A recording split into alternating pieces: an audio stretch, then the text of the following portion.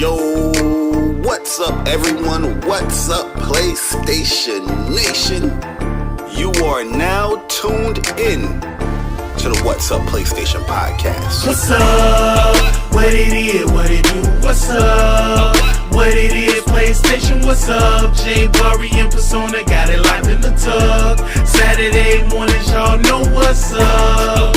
What it is, what it do? What's up?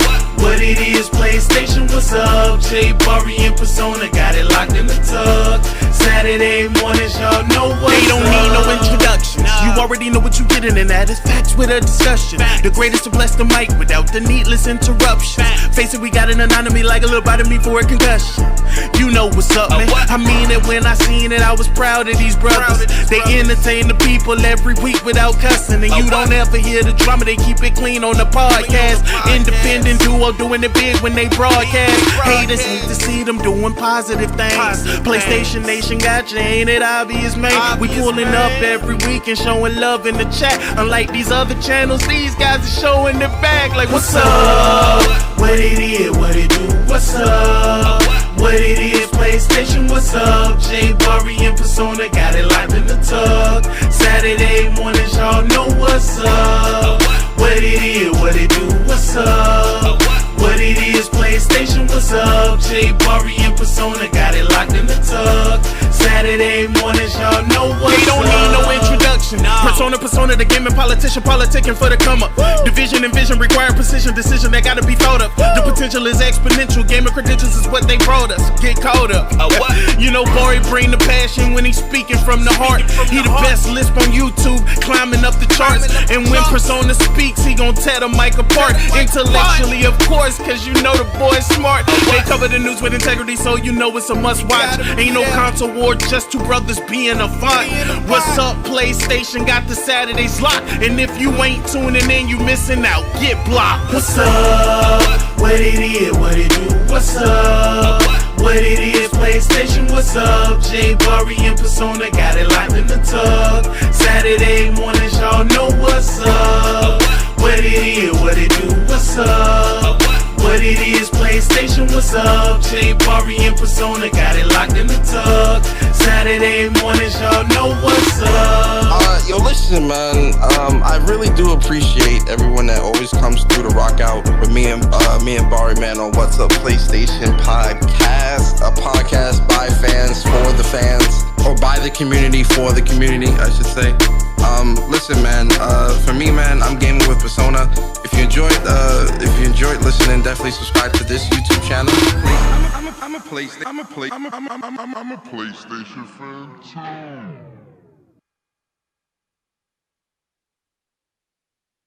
Yo, what's up everyone? What's up PlayStation Nation? You are now tuned in to the What's Up PlayStation podcast. What's up? What it is, what it do? What's up? What it is, PlayStation, what's up? Bari and Persona got it locked in the tub. Saturday mornings, y'all know what's up. What it is, what it do? What's up? What it is, PlayStation, what's up? Bari and Persona got it locked in the tub. Saturday mornings, y'all know what's up. They don't need no introduction. You already know what you getting, and that is facts with a discussion. The greatest to bless the mic without the needless interruption. Face it, we got an anatomy like a little bite of me for a concussion. You know what's up, man. I mean it when I seen it. I was proud of these brothers. They entertain the people every week without cussing, and you don't ever hear the drama. They keep it clean on the podcast. Independent duo doing it big when they broadcast. Haters hate to see them doing positive things. PlayStation Nation got you, ain't it obvious, man? We pulling up every week and showing love in the chat. Unlike these other channels, these guys are showing it back. Like, what's up? What it is, what it do? What's up? What it is, PlayStation, what's up? Bari and Persona got it locked in the tub. Saturday mornings, y'all know what's up. What it is, what it do? What's up? What it is, PlayStation, what's up? Bari and Persona got it locked in the tub. Saturday mornings, y'all know what's up. They don't need no introduction. Persona, the gaming politician. politician, politicking for the come up. Division and vision require precision, decision that gotta be thought of. The potential is exponential, gamer credentials is what they brought us. Get caught up. You know, Bari bring the passion when he's speaking from the heart. He the best lisp on YouTube, climbing up the charts. And when Persona speaks, he gon' tear the mic apart. Intellectually, of course, cause you know the boy's smart. They cover the news with integrity, so you know it's a must watch. Ain't no console war, just two brothers being a font. What's up, PlayStation? Got the Saturdays locked. And if you ain't tuning in, you missing out. Get blocked. What's up? What it is? What it do? What's up? What it is? PlayStation. What's up? J Bari and Persona got it locked in the tub. Saturday mornings, y'all know what's up. What it is? What it do? What's up? What it is? PlayStation. What's up? J Bari and Persona got it locked in the tub. Saturday mornings, y'all know what's up. Yo, listen, man. I really do appreciate everyone that always comes through to rock out with me and Bari, man, on What's Up PlayStation podcast, a podcast by fans for the fans, or by the community for the community, I should say. Listen, man. For me, man, I'm gaming with Persona. If you enjoyed listening, definitely subscribe to this YouTube channel. I'm a PlayStation fan too.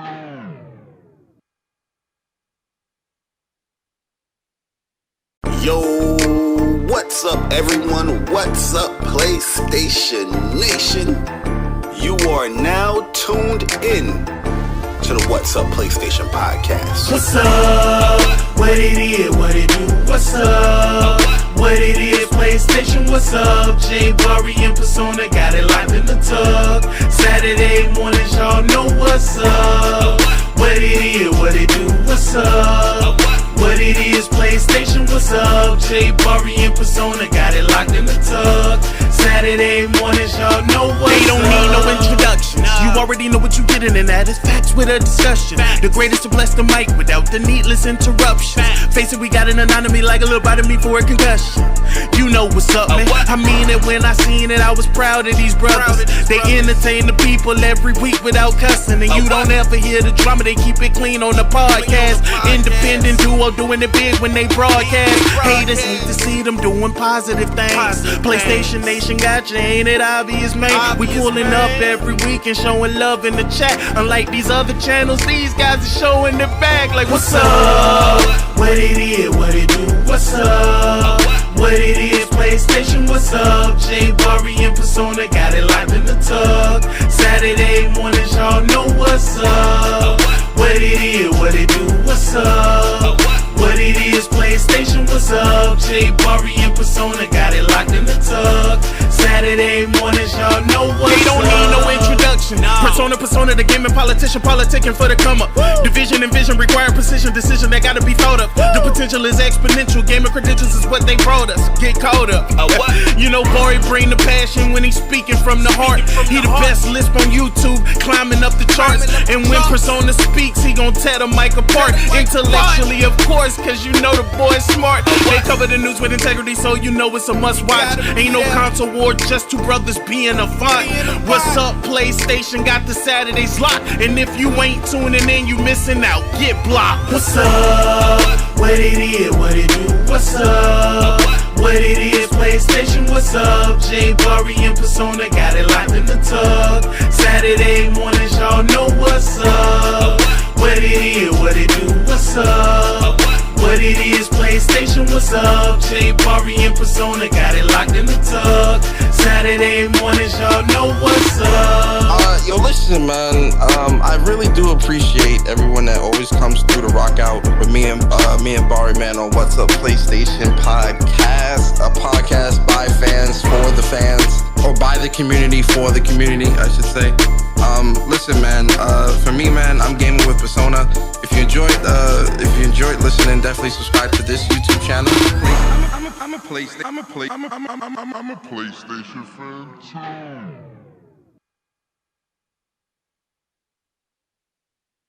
Yo, what's up, everyone? What's up, PlayStation Nation?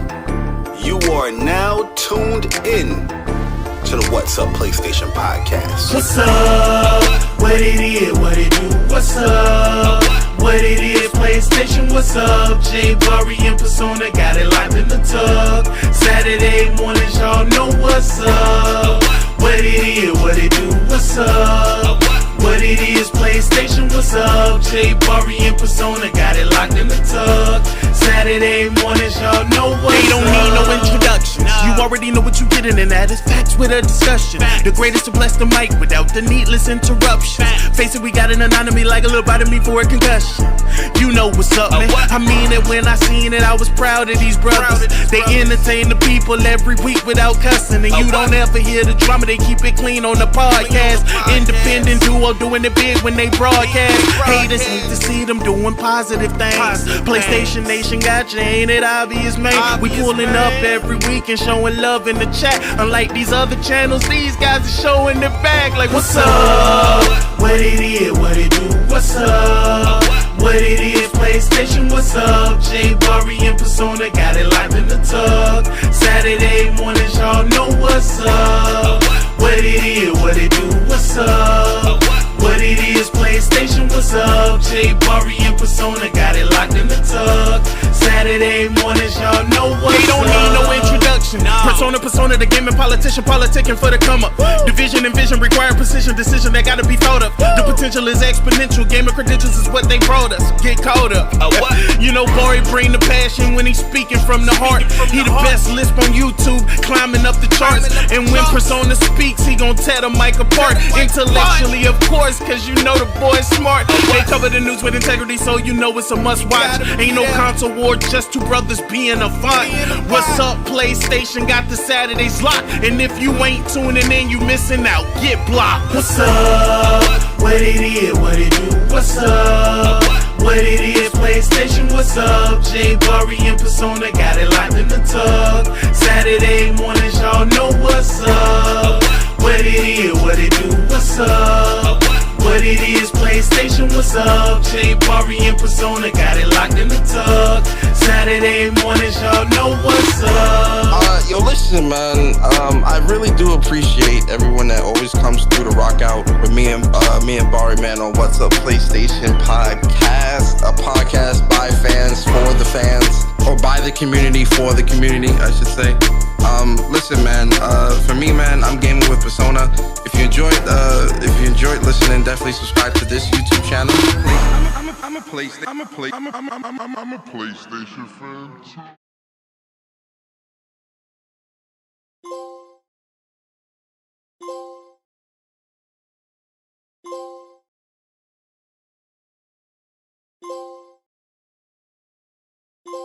You know what time it is when you hear them trophies ring.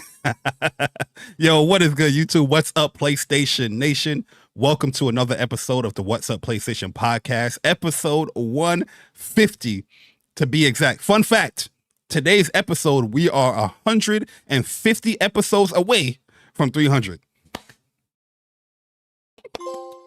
That's a fun fact, right? No? Okay, all right, cool. Anyways, what is good, everybody, man? We see the beautiful PlayStation Nation. We see the beautiful people in the chat. What is up, guys, man? We appreciate everyone coming through. If you don't mind, hit the like button, share the stream out, get the PlayStation Nation in here, because it's going to be a celebration. But for those people that are new to What's Up PlayStation podcast, we are a PlayStation-centric podcast where we talk about the latest. And I mean the greatest, the good, the bad, the ugly news of PlayStation throughout the week. I am one of your hosts, J Bari. And yes, I got the big brim cap on today. We PlayStation decked out today. Huh? We are PlayStation decked out today because I wanted to be PlayStation decked out today because I wanted that PlayStation fragrance all over in the chat. I wanted the PlayStation fragrance all over in the overlay. Because today, like I said, I am just one of the hosts of What's Up PlayStation podcast. You see the man down there. You see him down there, man. You see him down there. The king of queens himself. Huh? Mr. I'm getting S rank out here ungrounded and no return. Huh? This is not the last time you will see Persona, but many, many more. Because today, not only is he the other host of the What's Up PlayStation podcast, today is my boy's birthday. Oh no, my birthday's tomorrow. Oh, tomorrow. Right, Tomorrow. But we are celebrating today, semi-celebrating today, with his birthday. So yo, happy birthday, early birthday to my bro, Persona. You know what I mean? And yeah, Persona, introduce yourself, man. Introduce yourself. I got excited, man. Oh wow, I see the effects, yo. Hey, yo, this guy Bari. Hey, yo, listen, big shout out to everybody in the chat, man. It's your boy Persona, Game with Persona, one half of the What's Up PlayStation podcast crew. I appreciate everybody coming through, rocking out with us on episode 150 of What's Up PlayStation podcast. It's not going to be a long one, but as always, it will be entertaining. Y'all know how we do things here. And yeah, man, I appreciate the birthday love and everything, man. It really does mean a lot, man. Shout out to everybody. I see everybody in the chat saying happy birthday, early birthday to me, man. So thank you guys so much, man. Really, I really appreciate y'all, man. So if you guys don't know, Persona is going to be 42 tomorrow. Oh, yes, boy. he's Here that we old. go. I may not look it, good skincare routine and whatnot, putting the cocoa butter on my face and whatnot. You feel me? But yeah, man, shout out to everybody here, man. Shout out to the WUPS Nation. Shout out to the WUPS community. Shout out to the WUPS Nation members. And shout out to anybody that's here for the first time, finding our channel and listening and whatnot, man. We appreciate y'all as well. And hopefully you enjoy your stay. 100%, man. Yo, Persona. So today, like I said, we're gonna leave the confetti on for you, man. It's gonna be a special day, man. We gotta let the people know it's a real one's birthday coming up. So yeah, we're gonna have it on there for you. If you guys don't mind, wish my man Persona a happy birthday.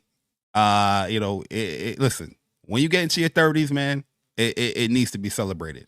You know what I mean? That's something that needs to be celebrated because, hey, you never know, man. But, you've been, God been, giving you favor to see 32 years old. And that's a blessing in itself, man. So big shout out to you and happy birthday once again. I've been saying it all week anyway.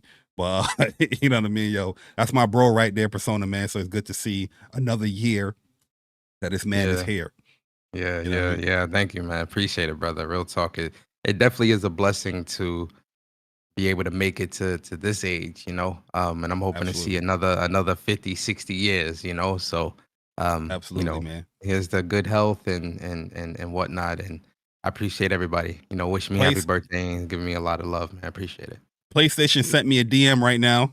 They said to celebrate Persona's birthday on Monday, they will be announcing a showcase coming soon. So just let y'all know.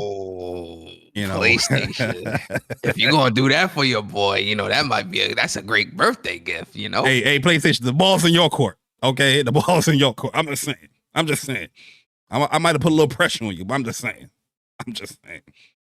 But yo, what is good, guys, man? Appreciate everyone coming through once again. If you don't mind, hit the like button. Definitely appreciate the new subscription. Saw that as well. So welcome. I think his name was Sean. Appreciate you coming through, man. Hope you enjoy your stay here at What's Up PlayStation. We will be having a bunch of content this year, especially when it comes to WUPS reviews.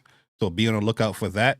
More WUPS plays is coming back as well, especially with Grand Blue Fantasy Relink coming out and other games that will be coming out where we can, play together with the community or me and Persona to showcasing the game here on the channel. So stay tuned, be on the lookout. It's going to be a short one, but it's going to be a sweet one, man, because we got some things we got to talk about. We saw some news that is pretty engaging, I would say. And I definitely want to hear Persona's thoughts of some of this stuff. But let's get this thing rocking, Persona, man. How you feeling this week, though, man? Everything good? Was it a good week? Yeah, it was a good week. Is it confetti too much? I like it. I like it. Wait, I think it's cool. To make sure. For me, man. This week has been a really interesting week because now I'm kind of like back in the office on like a hybrid schedule. So it's kind of like, getting reacclimated with that and whatnot, and seeing a lot of my coworkers and whatnot again, and travel and all that stuff, man. So it's kind of like a reacclimated commute. Mm-hmm. Yeah, that commute, man. So it's kind of like a reacclimated phase. But this week was good, man. Real busy this week, work wise. In terms of gaming, honestly, I haven't been gaming too much this week. I've been dabbling here and there, diving a little bit into the no return mode for The Last of Us Part 2 remaster. And I've been playing Prince of Persia: The Lost Crown. Those have kind of been my two games I've been ping ponging to play this week. But real talk, Bari, I've been studying a lot this week. You know, it's a lot of personal goals that I'm looking to achieve in a certain amount of time in terms of career goals. So you know, I've been doing a lot of studying, a lot of studying this weekend. You know, we're just gonna continue that process. But you know, getting gaming in when I can. But how you feeling, man? What's good with you? Yeah, I'm in the same ballpark as you, man. Like when it comes to gaming, there's 2 games that's on my mind, yo. And every time I try to do something or play a different game, I'm just like, nah, I gotta play Grand Blue, man. I gotta play Final Fantasy. You know what I mean? So I just been like cruising. All I've been playing is like Grand Blue Fantasy versus Ryzen, rank mode, training, watching, rank mode, training, just repeating that. Some of that stuff has been beneficial with that because I got to rank up, and even when I do rank down, I can get back to that position back again comfortably. You know what I mean? So I'm like, okay, I'm getting better. I'm getting more, you know, comfortable with how I'm playing here. But I didn't start No Return yet. I want to go into that really blind because I do love the gameplay for Last of Us. So I don't want no tips and tricks. I don't want no. I just been, you know, I see you've been streaming a lot with it. You know, I like your streams. Keep it moving. You know what I mean? Show the support, but keep it moving. But I'm just like, all right, because I know Persona. Similarly, how you play, I play the same way. We gonna move. That dodge button's getting used. Absolutely. You know what I mean? You already know. It's going in. A lot of dip, dodge, ducking, and dodging out here. So. I didn't want to get. It's funny. I'm like that too, man. Like whenever, for instance, Final Fantasy. When you start posting on those boss fights, you might be ahead of me. I'ma like it, share it, and keep it. That's how we always are. So yeah, I get that. Yeah, I get that. Yeah, 100%. for sure, man. You know what I mean? So, but I have been playing The Last of Us Part 2 though. I've been playing through the story with that. I'm at that, you know, when the little hub area in the movie theater or whatnot. And then we're gonna travel out to day 2. In Seattle. But yeah, I love the hell out of Last of Us, man. I'm surprised too because even though I play this game a lot, like I still cranked in 17 hours in the game already because I'm just going every nook and cranny. I'm finding all the cards again. I'm just going through everything again. I'm just like, damn, man, this is a great game, man. You know? But yeah, that's basically it gaming wise. So when it comes to like just personal wise and work, yeah. Big project this week, got that accomplished. So yeah, I just been, when I got home, I just been like just chilling. I might have hop in Grand Blue and just chill or watch some TV shows. I've been watching Ted on Peacock, man. I gotta watch that, man. Yeah, I gotta watch that. It's funny as hell, man. It's funny as hell. It's good to see a TV show like that, you know, that is not really filtered. And we know it's just jokes. It's jokes. It's comedy. And it's from Seth MacFarlane, which is not Ted, Seth MacFarlane, who, you know, did Family Guy, you know, American Dad and all that stuff. So you already know it's gonna be full of jokes and kind of push that needle a little bit when it comes to, like, you know, what's acceptable and not. So yeah, it's good. Yeah, because I'm a big fan of Ted 1, Ted 2, you know, the movie. So seeing the show, I was like, damn, they got Ted show. I'm like, hey yo, no filter. It's funny as hell, man. So shout out to the Chet show, man. But big shout out to my man Blue Mustang with 21 months of being a WUPS Nation member. He says, happy birthday, Persona. You may you have many more years of being blessed and growth. You know, yes, big shout out to my man Blue Mustang out here.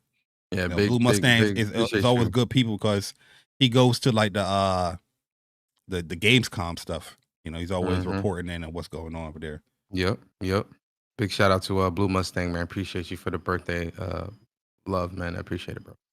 Yeah, so how we normally would start the show off is we would go into the games for the week. We don't have an update from Push Square. Shout out to Push Square, you know, doing the hard work of updating every week with the games for the week. But we don't have that update this week. But there are some pretty notable games that came out this week, Persona. Tekken 8, huge one. You know, huge success to Tekken 8. I see a lot of people on the friends list. I see a lot of people that's on, you know, the gaming community playing Tekken and enjoying Tekken, man. Shout out to my man Wolf Gang Mishima. Make sure you guys subscribe to Wolfgang Mishima. That is the name of his YouTube channel. He platinumed the game in less than 24 hours. He stayed up. He was waiting for his game. He got his game, played it, platinum it. He ain't even go to sleep. But yo, that's the dedication right there. So big shout out to my man Wolfgang Mishima. You know, he's a great guy in the community. And he a beast in Tekken too, man. Yeah, he's a beast in Tekken. He's definitely gonna be putting out Tekken content if you guys are looking for that. So definitely go and subscribe to Wolfgang because he's really cool people. Also, what came out was Like a Dragon, Infinite Wealth. That came out the same day as Tekken. It's 26. Yeah, same day. Yeah, same day as Tekken. There's another game that came out as well. Oh, On the Night in Birth. Yeah, you need On the Night in Birth. Celeste 2 that came out this week as well. I have Tekken 8. I have On the Night. I dabbled in those as well, but I'm not really giving it the dedication until Grand Blue. But Grand Blue is like my main focus while I'm playing right now. But yeah, I love the hell out of On the Night in Birth. It's definitely one of my favorites. The game is very complex, but once you learn it, once it snaps, man, it's super fun. You know, that's a game right there. Highly recommend. You have to learn the system mechanics. And a lot of people tell you don't worry about the grid or whatnot. No, you definitely have to worry about that because people's gonna abuse it, and you will get hit with stuff that you don't understand what's going on. Yeah, because you're not understanding the core system mechanics of the game. And what else came out this week? Yo, Chuck, what up, man? Henry Het, what's good, guys? See you guys in the chat. Appreciate you guys coming through. What else came out this week, Persona? I think that's the three notable ones, though. That's the big stuff that I can remember. I'm not sure what else. Any other smaller games that came out, you guys can let us know. But once again, shout out to Push Square. You know, I understand it's a hard job to do to constantly update what's coming out on the PlayStation Store, but hey, somebody got to do it. Yo, shout out to my man Henry Heck with a $10 iPhone user. He says, "Happy birthday, Persona. Welcome to 36." Hey, yo, shout out to Henry Heck, man. Shout out to Henry Heck, man. Yeah, man. So Persona, let's get into the spotlight games of the week. Like I said, guys, sir. this show might be shorter than usual because the news hasn't been a lot this week. But we got a very interesting topic to talk about, as you guys can see in the title or whatnot. At least not the news that would be applicable to PlayStation. Oh yeah. True. And also, yo, listen, guys, we are in the spotlight portion of the show, and for those that are new here, the spotlight is where me and Bari will give you games. Me and Bari will give you the community games that we think you guys should check out. It could be brand new games, it could be old games, it could be games from your childhood, it could be games that haven't even released yet. Purpose of the spotlight is for us to spotlight games that we think you, the community, should check out. So I guess starting with me, right, Bari? Spotlight games for the week. Yes, sir. Yes, sir. It's your party, and you can go first if you want to. Go first if you want to. Go first if you want to. I could go first, but it's your bird. I was freestyle. My bad, guy. I apologize. All right, cool. So for me, man, my spotlights, man, I'm gonna break the rules, but I'm gonna keep it light this week because this is gonna be a light episode. We should call this WUPS Light. This is a light episode. Light. So I'm gonna keep it light, Bari. So the first spotlight game that I'm actually gonna spotlight is The Last of Us Part 2 Remastered, no return mode specifically. Obviously the story is incredible. You know, it looks beautiful on the OLED and all that, but I want to highlight the no return mode specifically, right? This mode is a roguelike mode, survival type mode, where you can play with any of the characters, Ellie, Dina, Jesse, Tommy, Joel, Abby, Mel, Manny, Lay, Yara, right? This mode is so fun, and they all have like their different types of traits and things like that when it comes to like their play style and the type of things they're able to do in the game. It's so addicting. It's so fun. I love this mode so much, but it's kind of like a bittersweet thing for me because on one end, I love this mode so much. It's so fun, especially with that Last of Us Part 2 gameplay with the mechanics, the dodge and everything. It just makes it, aiming, everything just makes it so much better. But I'm also sad because I'm like, yo, this is what we're missing. This is what we're missing when it came to like a Factions 2 multiplayer PvP mode. You know, like the gameplay is so good, so polished, so refined, so addicting that we won't have something in a PvP setting when it comes to The Last of Us Part 2. So that's kind of like the sad, the bittersweet part of it. But the no return mode is really fun, really addicting, really challenging, especially if you're playing on the harder difficulties. I've been playing on Grounded, really, really fun, really challenging. Even when I lose, it's like, yo, I got to get back. I got to try it again. I got to do it this way. I got to try it this way. Plus, I want to get all of the no return trophies. So Last of Us Part 2 Remastered, no return mode. If you haven't already, guys, definitely go check that mode out. You're going to have a lot of fun with that mode, I promise. The next game, Bari, that I'm going to highlight is a game that actually comes out on Monday that I know you and I both cannot wait to get our hands on and play. Yes, ladies and gentlemen, a game that me and Bari have been talking about for a very long time. Not just on this channel. Bari's been talking about a lot on his personal channel. Grand Blue Fantasy Relink, which is the action RPG version of within the Grand Blue Fantasy universe, right? Obviously, they have a fighting game which is called Grand Blue Fantasy versus Rising, which is also really fun. You guys should check that out as well. But this is the action RPG, which is a mix between a little bit Monster Hunter style and traditional action RPG combat, which I think is really, really cool. This game, if you haven't already, there's a free demo. Go try it out. It's really fun, really addicting. This is another game that I cannot wait to get my hands on. Really and truly, when this game drops, I don't care what game I'm in the middle of playing. Yeah, because I'm still playing Prince of Persia and all that stuff too. But this is a game where, like, regardless of what I'm in the middle of playing, it's getting dropped to play this, like, straight up. I'm gonna try to finish Prince of Persia this weekend so I can at least beat the story, and then I'll go back and get the platinum later. But if not, sorry, it is what it is, right? But Grand Blue Fantasy Relink, definitely check this game out. Definitely look into it. And then the last game for me, guys, is a game I've been highlighting for a while now, and I want you guys to check this game out too. Dragon's Dogma 2. I cannot wait for this game, bro. This is a game that I'm highly anticipating. I'm giving Final Fantasy to Bari because I know he's gonna mention it. So I'm leaving Final Fantasy fan, but I'm also just as hyped with Final Fantasy. But my hype for Final Fantasy and Dragon's Dogma are at the same level. Like Dragon's Dogma 2 is a Dragon's Dogma franchise is a franchise that I really, really love. And Dragon's Dogma 2, with everything I've been seeing, with the gameplay and the different things that you can do in the classes and how they've changed a lot of that stuff up in the map. You know, the map is going to be 4 times larger. There's going to be all types of secrets and hidden dungeons and different bosses and secret bosses and just all this stuff that's going to be happening within the game. And that pawn system. Pawn system looks like it's going to be even more incredible. Pawn stars. And I can't wait to, you're funny, dude. I can't wait to build up my character, my fighter, and make him, my fighter going to be one of the best characters in the game, man. And I'm really, really excited for Dragon's Dogma 2. So those are my spotlights. Yes, sir. Yes, sir. Yo, and shout out to Enter Cheat Code, man. Appreciate the $199 iPhone user. He said, "What's up? What it is? What it do? What's up? What's good?" He said, "What's good, J Bari? We need that grounded run. With no return. I mean, yeah, eventually I'll get there. I'm not focused on no return right now. But eventually that's the mode I'm going to play on. Anyway, is grounded. You know what I mean? So."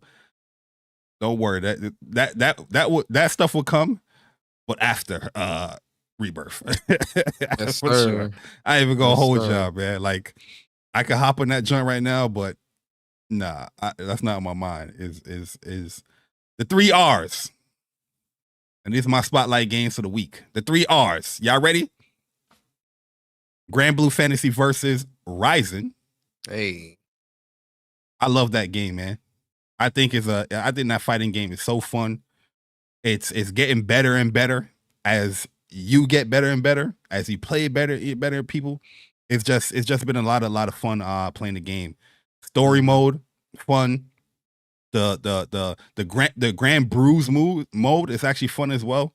They added a battle pass to it now, like the first game. So it does give you a little incentive to do certain things in match. Which don't do that in rank. Let's do it in casual. But yeah, I've been having a lot of fun playing Grand Blue Fantasy versus Rising. That's the first R. Second R. Grand Blue Fantasy Relink. Oh my God. Listen, guys. You guys don't even know. If you know, you know. If you don't know, well, now you know. But yo, listen, that is all on my mind right now, yo. It's Relink, man. I can't wait to play this game. Got almost 40-something hours in the demo. I purposely had to stop playing the demo because I was like, all right, Bari, you're doing too much. Relax, calm it down. You got like over 400 honors. Just chill, man. Just relax. You don't need to play it so much. I got the gist of the game. We play with all the characters. We gonna rock out. Relink comes out on Monday, 12 a.m. Eastern time. It's here, man. Been waiting years for this game to come out. And to finally see Grand Blue at a level like this, where, you know, people can, you know, just play it. You know, if they love it, they love it. Hopefully they love it. Get into the lore, get into all that stuff, because it's really a great franchise. I've been talking about Grand Blue for years, talking about characters for years, breaking down stuff for years. Finally, we get some new story, new way to play, and hopefully the PlayStation Nation, the people on Steam, go out there and support a great game. Because I had a lot of fun with the demo. I'm pretty sure a lot of you guys had a lot of fun with the demo, and it's time to purchase some games. And the 2 R's is there already. Ryzen, Relink. 3rd R, Persona. I think we all know what it is. Rise of Ronin. Listen, you ever smell greatness? Yes. You ever put on some cologne and you just like, yo, I know I smell good. I walk into work, everybody look around, you say good morning, good morning. You know you smell good. You know you look good. Huh? Absolutely. Huh? And that is what Final Fantasy VII Rebirth is, man. The game of the generation. Listen, this game could be a 50 Metacritic, Persona. Guess what? It's the game of the generation. Absolutely. Listen, you guys don't understand. I am ready to kick shins if you DM me some dumb shit. I'm ready to kick shins if you try to tag me in some dumb shit. I'm ready to kick shins if you try to spoil the game of the generation. Because matter of fact, you're not gonna spoil me because I ain't gonna be on Twitter. But Final Fantasy VII Rebirth, I cannot wait. This is my most anticipated game. If the 3rd iteration of this remake series don't come out this generation, this is the game of the generation for me personally that I've been waiting for. Can't wait to play it. And every time I see the game, it just looks better and better and better. I'm kind of like on a media blackout kind of thing right now when it comes to it, because I feel like I'm good when it comes to the information and news. Everything else on top of that, and you pretty much are spoiling yourself at this moment. But I love how the developers are talking about the game. I love how they're showcasing the game. I love how they're getting the community together, the influencers to push the game. This is going to be big, man. And Relink and Rebirth is part of the reasons why I haven't been starting anything really new. Like I said, I just been playing Ryzen. I just been playing Ryzen, Relink demo, and I'm waiting for Rebirth. That's pretty much it. You don't see no return for me because I really can't get into it. I can't get into the vibe. You haven't seen me get Prince of Persia. I can't get into it. Can't get in the vibe. Tekken 8. I got it. Under Night in Birth 2, I got it, but I can't get into it right now because these 2 games are on my mind. Woo! Ryzen, Relink, Rebirth. That's all you need, people. That's all you need. The 3 R's. Persona just said a 4th one, Rise of Ronin. That's a good one too. Yeah, Ronin.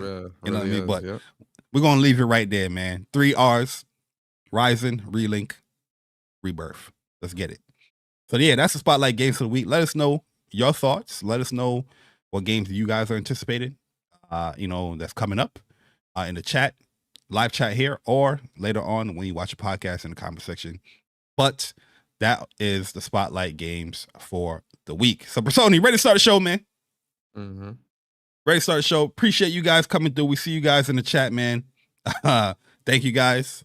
Hit the like button if you don't mind. We are currently at 59 likes. So if you want to send my man Persona a birthday present, hit that like button. Share the stream out. Get the people in here. Sir. Yes, sir. But yo, shout out to Henry Heck with a $5 donation. He says, Bari with the steel toe Tims kicking shins like Chung Lee. You already know the vibes.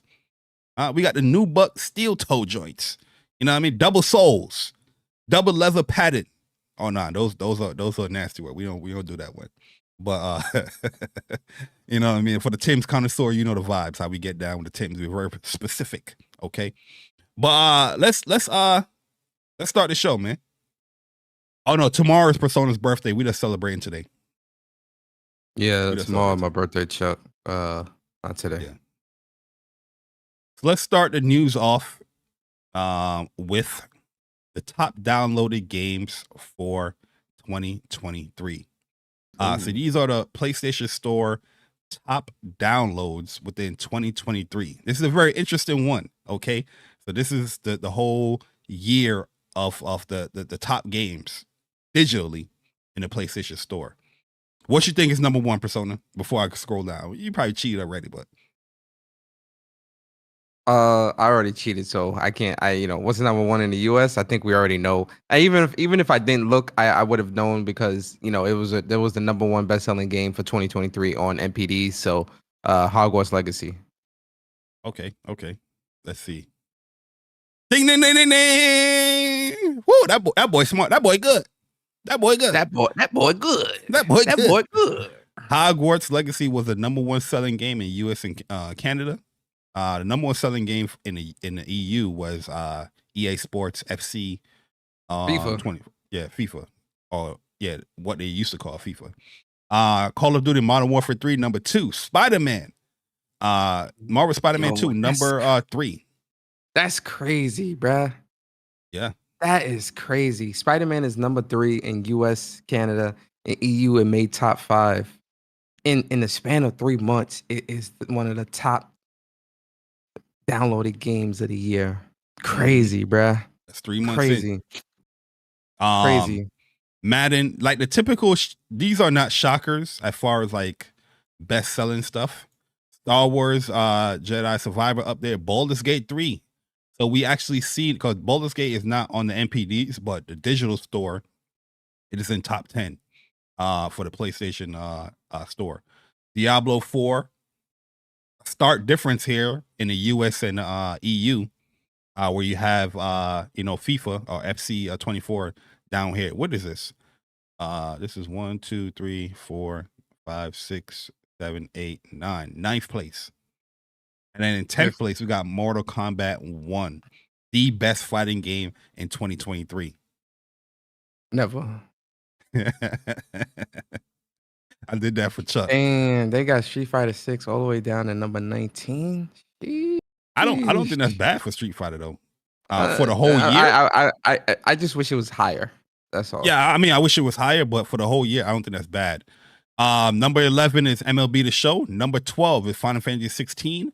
Resident Evil 4 is number 13. You got Dead Island 2. Dead Island 2 came out this year? Oh yeah, it did. Early in the year, right? Last year. Yeah. I think around April or something like that it came out. Yeah, I think you're right. Then you have WWE 2K23, Assassin's Creed Mirage. Man, this is a shocker here. Normally, this is in top 10. Assassin's Creed games sell really. Obviously, this is digital, but typically, Assassin's Creed game will be in the top 10 in any chart, in my opinion.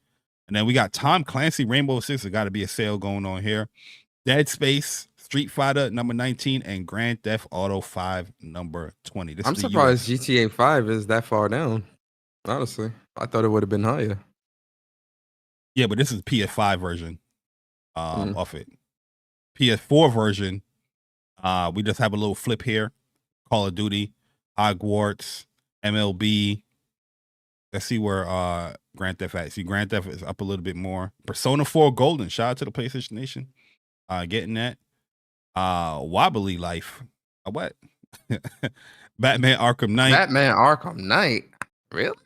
A great game, man. Let's see the PSVR games. Yo, Pavlov number 1. Best-selling PSVR game in 2023. Pavlov, a good game. That's a great game. Beat Saber. I thought Beat Saber would have took number 1. Kayak, this is a good one. This is a nice, subtle, chill game. It get crazy when you try to do them little those challenges, but I like Kayak. It's a great looking game. Call It a Mountain in the top 5. Yeah, which is good. This is not surprising though because it was bundled in with it, but I don't know if they will count that. This is a PlayStation Store buy, so I don't think they will count that. Because that's just given digitally with if you buy the game. Yeah. Job Simulator, Walking Dead, Saint Sinner, Pistol Whip. So yeah, you see a nice little diversity here with the list of free-to-play games on here. But yeah, this is the top selling games for the PlayStation Digital Store. And I'm not too surprised by it. Not too surprised by it. Me neither. Not too surprised by it, man. But let's move on where the second bit of news that we have here. Persona, we got to talk about it, man. PlayStation listens to WUPS. Before we get to that one, what's up, PC? Oh, okay. Horizon Forbidden West Complete Edition comes to PC on March 21st. So it's going to have the ultra wide screen. It's going to have all the things that PC gamers want. If you have the hardware, but when it comes to the frame rate, the resolutions, but you're getting the ultimate edition, the complete edition of the game. So you're going to get Burning Shores as well on top of the digital deluxe edition stuff that you got when you first purchased the game. Well, how you feeling, man? We got an announcement of PC games. I mean, I already played in I already played and platinum this game, so and played through the DLC. So hopefully PC players will actually buy the game and support it. It's a great game. Horizon Forbidden West is very fun, very great gameplay, great story. The world is beautiful, so hopefully they'll actually buy and play the game. Yeah, I think Horizon will do good on the PC. I think the first one did well on the PC. And in my opinion, Forbidden West is a better game, story wise, gameplay wise, world wise. Yep. This is one of those games that if you have like a huge rig, as far as like hardware, like a 4090, the best specs out of the world, this is definitely going to be like a benchmark type game to test out. Like, if my shit is my rig a beast, so definitely looking forward to how the PC community, how they feel about the game. You're definitely gonna be seeing them benchmark videos for it. But yeah, this releases on March 21st for Steam and for the Epic Game Store. I wonder if people is using the Epic Game Store like that. I go to Epic Game Store just to download the free games. I'll play games here and there on there, but I don't really hear too much people speaking on Epic Game Store. Is it still like as look bad as down on, because when it first came out, everybody was like, oh, this sucks. It has like, they're stealing your data and is that still the case over there? I don't know. But yeah, PC gamers, hopefully you guys buy it, enjoy it, and let us know your thoughts on a wonderful game that's coming to your platform. Well, Persona. Yes, sir. Do you think What's Up? Do you think PlayStation listened to What's Up PlayStation podcast? Absolutely. 100%. Why would you say such a thing, Persona? Because there's been a number of times where things that we would talk about would happen. A couple months later. Can you give me an example? The PlayStation Explorer earbuds. I threw that alley-oop, man. You just had to dunk it. Yes, sir. Yes, sir. Yeah, had to hook it. But yeah, I definitely think they listen to WUPS. Even if they don't comment, I know they be listening. Shout out to PlayStation, man. We gonna do shout out to PlayStation for this, man, because this was a well needed thing, especially if you're using the Explorers on the console. It was definitely shocking to have the name Pulse and not see an actual dedicated app where you can customize your audio settings. So a couple of days ago on the 24th, they announced that a new PlayStation 5 update adds the equalizer setting and a side tone feature and other enhancements for the Pulse Explore earbuds and the upcoming Pulse Elite headset. So yeah, this is definitely one of our things we spoke about in our review in WUPS reviews, where it was shocking that we didn't see like a equalizer or an app to customize the settings for the earbuds. And yeah, they finally added it. It is here. There's a few people that have DM'd me, saying that this is a great addition. I've personally haven't tested it out yet, but a few people I trust in the community are saying that it's good that they have it. You can adjust the audio and all that stuff. The audio, I tried it last night when I was playing Last of Us No Return. And I was in the party with shout out to Kendra and while I was playing, and so like I wanted to make the game louder than them. That audio balance is really good. I haven't really gotten into the equalizer settings and whatnot yet, but I did get in, I did play that. One other thing too, man, and this might have been an oversight on our part, Bari, but I realized that you can actually mute and unmute the Pulse earbuds with the PlayStation controller if you have it connected to the PlayStation. So like if you're playing, like the controller, you can mute and unmute. Yeah. So like you don't have to actually go into the party setting and mute and unmute. You can actually just press the mute button on the controller and it'll mute the earbuds. I'm like, all right, that kind of softens that blow. I still kind of wish there was a dedicated mute button there, but the fact that you can, it's that ease of use there. I'm like, all right, cool. But the settings so far in terms of the audio balance is really good, really, really good. So, but I do want to mess around with the equalizer settings, and I think Last of Us Part 2 is a really good game to test that with. So I'm gonna play around with the equalizer settings and stuff like that and see what's up. Like I feel like this is a great addition when it comes to the console side of things. On the mobile side or anything outside of that, they still need some work, like how they're doing here with the console, like the volume rocker still can't adjust the volume on the actual cell phone. You got to use the iPhone, go into your settings and adjust the audio from there rather than having the actual thing there. It can't do it. So things like that I want to see, because I bought the headset not just for the console, but more so for, like cell phone usage or iPad and things like that. But this is a great improvement, and shout out to PlayStation for taking in the feedback. This could be something that they probably already planned, because the Elites, the Pulse Elites is coming out as well. And this is also for the Pulse Elite headphones. So maybe they already had this plan, but this should have been there day one for the Explorers. I agree. But at least it's there now, and I do think it makes it better, because now you can really customize your audio. So, it's a good thing. 100%. So we got to talk about this Persona, man. There is a popular game out there where everyone is playing and buying on PC, on Xbox, and when it comes to mostly PC. When it comes to everybody's curiosity, is this game coming to PlayStation? Shuhei was asked the question, so that we're going to talk about it. The fact that my man Uncle Shu has responded to the fans, to the people that was questioning if Palworld is coming to PlayStation. We gotta talk about it here on What's Up PlayStation. So there was a tweet going around where Shuhei, let me actually get the tweet here, where Shuhei,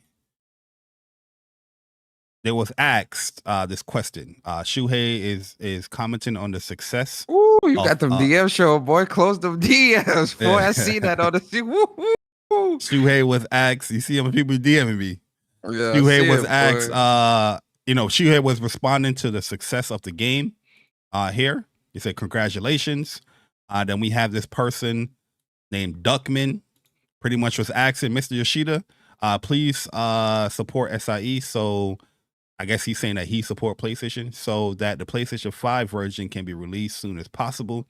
And then Shuhei says, yes, he's looking into it. He got his eyes on it. So how you feel about that, Persona, with the success of this game? Do you personally care, or do you think this is a game that should be on PlayStation? Or your overall thoughts on both aspects, your personal thoughts, but objectively, should it be on PlayStation as well or not? Bari, do you want to hear my objective or subjective thoughts first? Objective first. Objective? Yeah. The one that they're not gonna clip you on. Okay.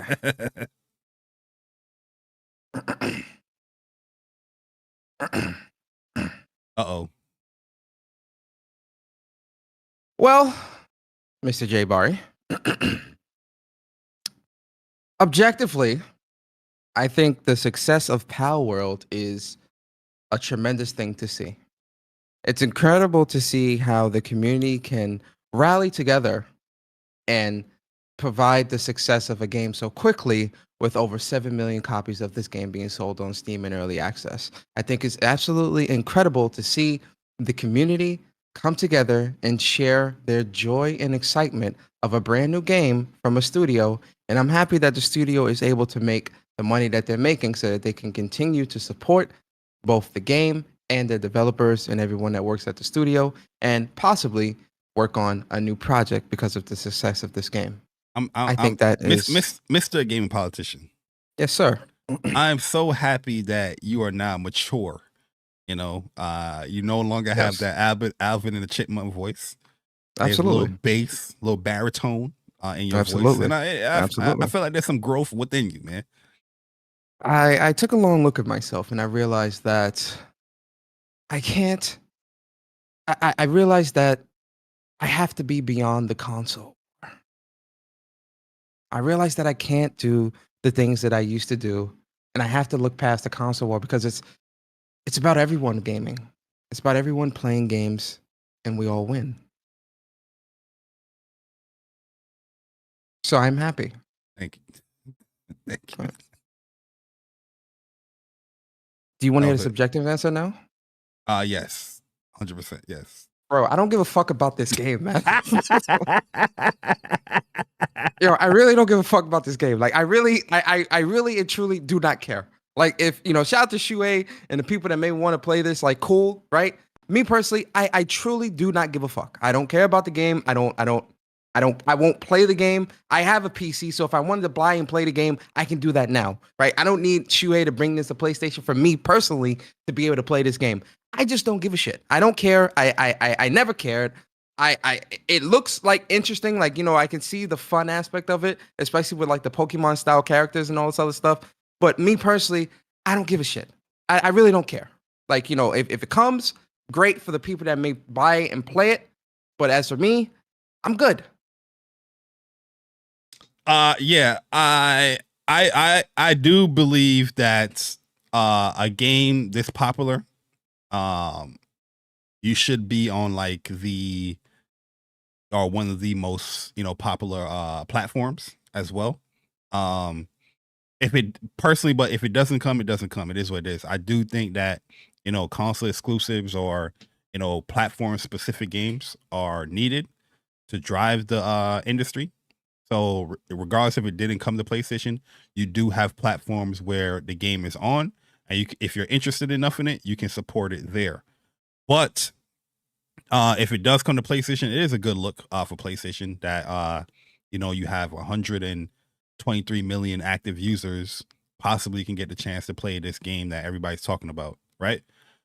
Personally, I don't have much interest in the game. I did see my man Vic. Shout out to my man Vic. His name is I am Cray, or is ASAP Cray. I think his name's on YouTube. He been playing the game heavily. I've been watching his streams, and it looked like there's some fun there. Personally, I don't like the movement of the game. It looks a little too stiff for me. As I see him running away from bosses, I'm like, yeah, that will frustrate me. But it's definitely something that has some interest there, and obviously it does because the community has responded as far as, I think it's like 8 million sold now. But for me personally, if it was to come on PlayStation, I don't see myself playing it, especially around the time all these other games coming out. And listen, I'm not saying that like the game is a bet, because I know how some people can like misconstrue what we say and may think that we're trying to, if it was a PlayStation exclusive, you would play it. No, because at the end of the day, it's not on PlayStation, but I still have the ability to play it now because I have a really nice rig.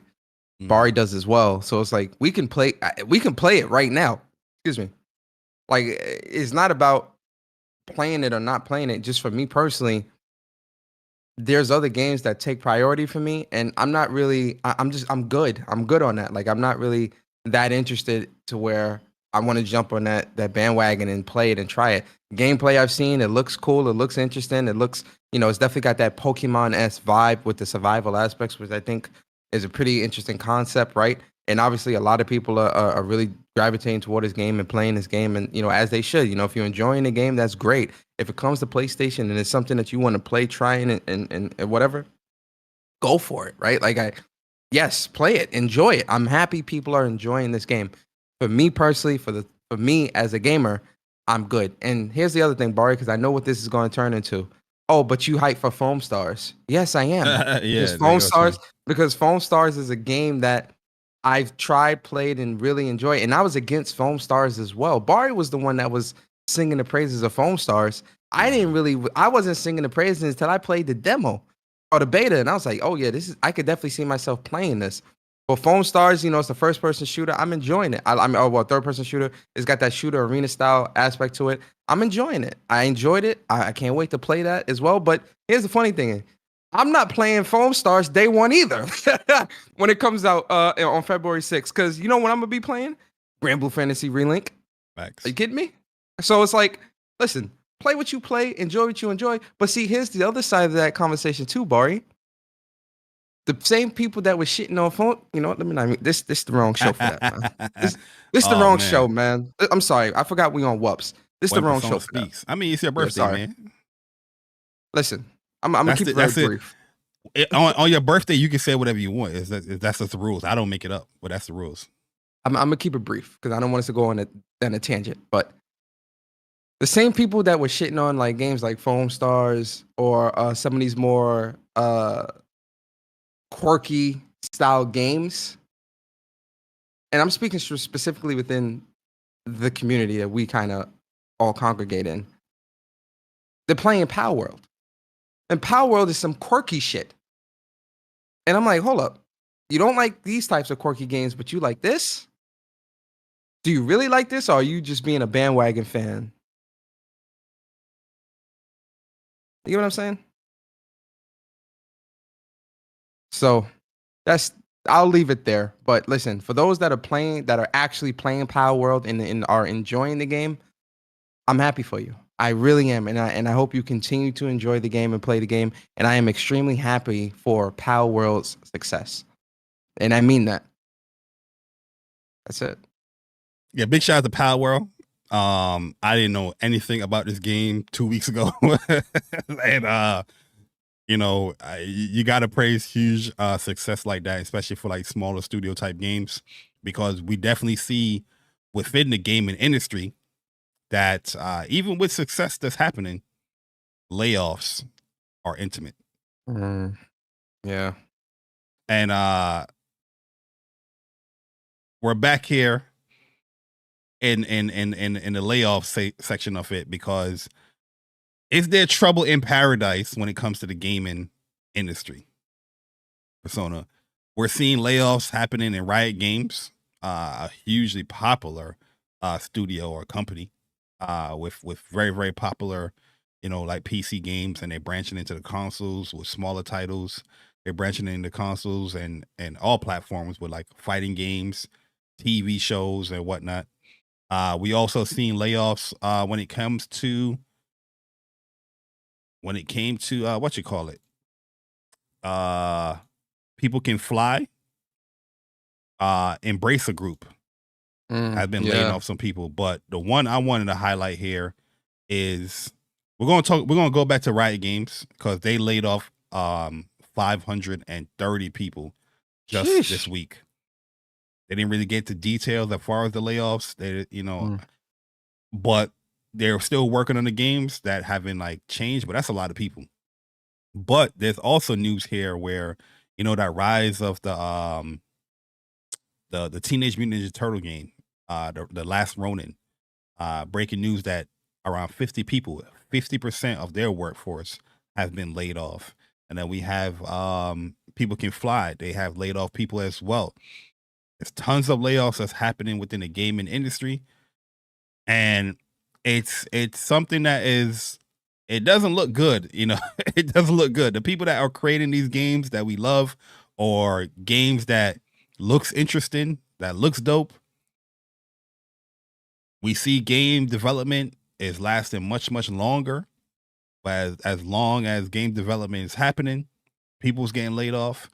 What is going on, Persona, in your point of view, with the game industry, with all these layoffs? So I want to highlight something that shout out to Sean Layden. You know, he's a friend of the WUPS podcast. You understand? He's been on our show. Mr. Layden, Mr. Sean Layden. And we might have Mr. Layden, Sean Layden come back pretty soon. Who knows? You know, keep your eyes peeled for that, ladies and gentlemen. But I do want to kind of like go back to a lot of things. I want to see what mug he gonna bring on the show. Yeah, exactly, right. Especially now that we're like, we're more professional now with like our setup and everything. So now like the camera will be proper and everything. I want to redo that what we did back in 2021, man. We did that on Zoom, right? But now, we can set it up on Zoom. Now we can set it up and clean it up and yeah. But anyway, I want to go back to something that Sean Layden has said in a number of interviews, for like the past 3 years now, right? And you know, a lot of things that he's been talking about is like, you know, consolidation, and the cost of games continuously going up, but the price of these games, and I'm paraphrasing. This isn't like one for one, like, you know, I'm paraphrasing a lot of what I'm just kind of giving a gist of what's been said, but cost of games continuously going up, industry consolidation and things like that, which then hurts the diversity when it comes to a lot of these studios and the games that they make, or the type of people that are making these games, because of everything that's going on. So a lot of things that Sean Layden that has been preaching for the past couple of years, we're really starting to see those things unfold, and really impact a lot of our industry. Now, obviously, some of that stuff can be tied to, you know, the pandemic stuff of like, you know, people kind of overhiring or whatever the case may be. You know, maybe there is a percentage of that could be tied to that, but the greater thing is, and the common denominator with a lot of this stuff is that to maintain games, to support games, or to keep getting revenue and profits from games, you have to keep making bigger and better games that get people to spend money and buy into it, right? And when it comes to our industry right now, I think we're at a point where the revenue or the money that a lot of these suits want to see is more important than the games that they're making, to a degree, where that's why we're seeing all these live service and battle pass and microtransactions and this and that, because they're trying to capitalize and maximize all as much money as they can. And also to keep those profits or revenues high, they're cutting jobs to keep those numbers high. Because if you got too many people on the job or whatever, that's eating into the revenue, eating into this, eating into that. So there's a lot of factors into this stuff, but really and truly, I think it really is sad to see that the game industry is still being susceptible to this type of stuff at this level, to this degree. It's every day. All this week we've been hearing it, Bari. Every single day this week from different studios, we've been seeing and hearing this. And then last year, it's been, what was it, almost 10,000 laid off last year. And now, we're continuing that trend this year, and it's only January, you know? So it sucks to see the people that make the games that we love, you know, have their lives upended and uprooted, and you know, with everything that's going on, it really does suck. Yeah, it definitely does suck, man, because when I look at the news that's coming out, I understand people get laid off. It's a common thing that happens within all types of industries, not just gaming industry. But when I look at the gaming industry, I'm looking at 530 people, 50% of the studio. It's not just 1, 2 people, 3 people, heck, even 10. It's a huge percent of like the people that are working on the games being laid off. And it's just like, yeah, it sucks to see, especially like, you know, if you're anticipating a game and, you know, games are taking longer to come out, you know, developers or studios are being more, you know, reluctant to put out information when it comes to the games, because some of these stuff is not ready. Just looking at the PlayStation side of things, not saying PlayStation is just like affected by huge layoffs, but look at PlayStation being so quiet when it comes to first party games. You know what I mean? Like we're not even hearing stuff about that because you don't want to put out nothing that looks crazy and or doesn't appeal, or is it? It all ties. But it's also in. the money. Yeah, but it's also the money too. You know, shout out to you. I'm gonna steal one of your talking points. And this is Bari's talking point. This is not my talking point. We were talking about this earlier this week, and so you know, but you know, when we were talking about it earlier this week, and you was talking about how gaming is funding a lot of things outside of gaming, like TV shows and movies and stuff like that. And I think that's also another aspect to it, right? You know, when you look at the statistics, you know, gaming is the most, or one of, I would say, is either number one or number two when it comes to the biggest revenue generator in the entertainment space, right? It's generating more money than movies, than music, and all these other things. Gaming is one of the highest revenue generators and is making the most money. It's breaking continuously. A lot of these games are continuously breaking records, and you know, all these different things is happening. But I think for the suits and the accountants and the people, you know, the C-level execs, they keep trying to push that bar higher. And it's like, if it's not meeting that, then they're going to do what they have to do to keep those revenues high, which is cut jobs to keep the profits up or to keep the revenues up, right? And I think that shit sucks, man, especially with the number of people that's being lost from these companies, bro. It's an alarming number. Like you said, layoffs happen, you know, like they happen across all industries. Like even in the tech industry, the IT industry, layoffs is happening right now too. Like a lot of layoffs are happening at a lot of different companies for like software engineers and help desk people and all these other different things, right? That's happening too. But for the game industry and like the rate of it, like 50% of the workforce, how are you getting a game finished like that? With like 50% of the workforce gone. It's like, can the game get across the finish line? Is the game going to get canceled as well? Like, and again, people's lives are being uprooted, upended. It's just crazy to see, man. Like right now with within the game industry, it's very, very volatile, like very, very volatile. And I even think we're seeing somewhat of a crash out. And I don't think it'll be a crash like in the 80s and 90s where Nintendo kind of had to save gaming. But I think we're seeing a different type of crash where the workforce or the time to get into game development might not necessarily be the best. And we might start to see the talent pool shrink even more until things level out, which means people are doing, you know how like somebody like, say like Bari, somebody on your team gets let go or whatever. So you have to have somebody else on the team do their job and their own job in order to kind of like, keep that up. That's happened with me, and that's happened to me as well. So it's like, I think we're going to start seeing a lot of that stuff, which is going to increase burnout, most likely increase crunch and all these other things, because there's hiring freezes and all these other things happening as well, which will then increase people leaving even more, which again adds to the talent shortage, which means games might take longer to come out, might get delayed. So I think the type of crash, so to speak, that we're seeing within the game industry will be very different from the 80s and 90s, but I think the impact of it is definitely going to be pretty severe in the interim. Like heading back to the whole funding part when it comes to gaming, it's like one of the reasons why I mention it, because I'm talking about like the initial startup of a lot of these projects and ambitions that PlayStation or other companies have. Is like gaming is the initial fund for all those things. When you see the TV shows, the movies and all that stuff, where is that initial fund coming from? That's coming from the PlayStation side, as far as like what they generate, the money that they generate from the store, the games, DLC, microtransactions, things like that.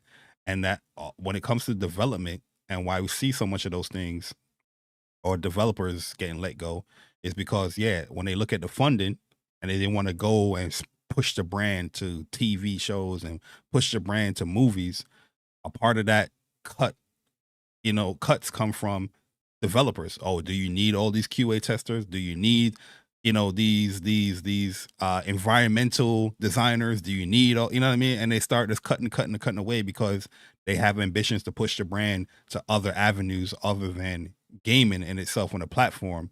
And also AI affects. That's the other thing too. AI it affects why we're seeing so much turnovers in the gaming industry, and it sucks. But that's just how business works. Yeah. And as an accountant, I can see those conversations happening, because that's part of what, I do for a living. Put out these spreadsheets, put out these projects, put out these PowerPoints, letting Cost people know business analysis forecasts. and stuff like that. Yeah, letting them know the forecast. Hey, is it essential to go here in this avenue, because look how much money is being allocated to cost this venture that you're doing. Do you want to do that? And then make decisions from there. But we'll see how it turns out. But sorry for anyone that have lost their jobs recently in the industry. Hopefully you land on your feet. I do see other, studios and companies putting tweets out there and stuff out there saying that they're hiring. But yeah, those positions might be like 4 positions or 5 positions. These are hundreds. Yeah, I mean, hundreds of people. Yeah, so exactly. So it definitely sucks to see. It's definitely one of those things where it's like, yo, now you got the competition is even more fierce when it comes to the interview process, because there might be a senior level position.